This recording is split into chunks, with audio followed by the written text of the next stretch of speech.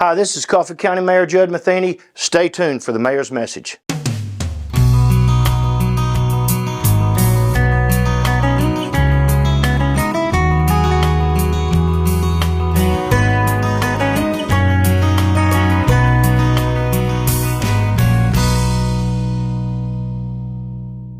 Hello again, it's Mayor Judd Matheny, Coffee County, and this is episode 2 of our podcast or our webcast we're going to try to do every week.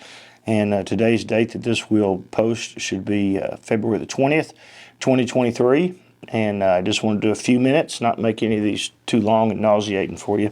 But I want to talk about the animal shelter primarily and what we've done to correct some of the shenanigans that took place in the last few years and get things back on the right track. But before I do that, I've had a couple people ask me about the gentleman on the back wall, and that's General Coffee. General Coffee lived in northern Alabama, which at the time was part of Tennessee, and he is a war hero, land speculator, participated in every Tennessee battle between the Creek Indians and the citizens of Tennessee, and he was General Jackson's right-hand man at the Battle of New Orleans. So it's a pretty cool story. When the land was carved up by the state, we kept the name, Coffee's namesake, as Coffee County. And so that's pretty cool. So we like having him up here, and Coffee County resident Willie D. Smith did the painting. And normally he's out front, but just because we wanted to have him here on the studio. Okay, real quick, animal shelter. You know, this county's tried for a decade to build a modern animal shelter. We've been under a mutual aid agreement with the city of Manchester for quite some time, and it's worked, but it hasn't worked well for either one of us as efficiently as it could. So we're going to be in the process of building a new one. We have 3 different sites we're looking at. We have a preferential site that I'm having a survey and an appraisal done this week, and should have all those done by middle of March to share with you. And hopefully we will be able to utilize that piece of land to build a shelter. We're beginning now to think about some engineered architectural drawings so we can get some renditions of the building to use for fundraising. And I know everybody yawns when you say fundraising, but let me tell you the way I've got this set up. The county commission, late last year, right before I took office, put $500,000 aside towards the construction of the animal shelter. And it has to be used in the next couple of years, that portion of it. So we'll start drawing that down first. We also have a very generous and anonymous donor in Coffee County that has offered us $500,000. And that money is available to us whenever we're ready for it, but I'm going to wait until the second part of this shoe drops I'm going to tell you about as far as fundraising. About 3 months ago, myself and Barrister Ed North, our county attorney, we formed a 501c3 corporation, both federal and state paperwork, and right now he and I are the corporate officers, and it's under our social security numbers, so we obviously don't want to raise any money right now and have to pay taxes on it. But when we did this also, in order to raise money, we formed a 5-person steering committee.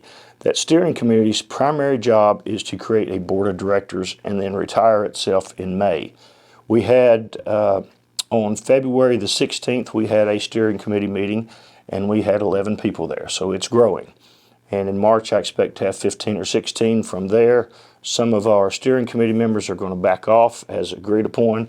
We will be left with about a 12-person board. No more than a dozen, hopefully, maybe as few as 10. Now, the main goal of this group is not to pick up the phone themselves and ask for money, but it is to locate and hire a fundraiser. And that fundraiser will be paid on a sliding scale based upon how much money that they can raise. Now, it's a very good opportunity for somebody. Now, they have to have fundraising skills. It's not just going to be anybody, and they have to know the community very well. Our board of directors is going to be made up from people in all facets of the community. But I've talked to our donor, and the donor has said that we can legitimately say that for every dollar people donate us, that donor will match it dollar for dollar, up to $500,000. So whoever we hire as our fundraisers got about $500,000 of low-hanging fruit right there to make. So that gives us $1.5 million to really get into the construction of the animal shelter. The county will continue to operate it. I will continue to hire and hopefully never fire, but maintain the employees and the equipment. We've got a committee, health, welfare, and recreation, It's not really their bailiwick to deal with animal shelter, but they do deal with it, and it's good because we probably need somebody to be looking at it. Their primary job is volunteer firemen and making sure our volunteer firemen are safe and our volunteer fire departments have everything they need. But they do give me a great set of eyes and ears on animal shelter. Plus, there's a great amount of past knowledge of animal shelters, humane societies, dog rescues that is coming on our board of directors that also have some great experience in fundraising and know a lot of people in some different areas of the community where there is some wealth. So we'll have government, education, manufacturing, automobiles, real estate, farming. We'll have everybody represented in our group. And the plan is, once that $500,000 is matched, that we just keep on going. And this fundraiser hopefully could turn into an executive director of the entire program. And by the end of this year, at the very latest, hopefully maybe as soon as September of October, I would like to have a piece of ground, approximately 2.5 acres, prepped with an artist and engineers and architect's rendition, 4x8, sitting on that piece of property, as long as also a full color copy of it that we can take to people that want to donate us money. It's going to make it a lot easier. We'll have a good business plan for it, and we'll start out doing what animal control has to do, their fundamental job, which is to pick up dead, diseased, injured animals or lost animals, dogs primarily first. But my full intention is also to be able to provide full service for the animals of this county. I know there's a problem with cats. I know there's a problem with puppies and puppy farms.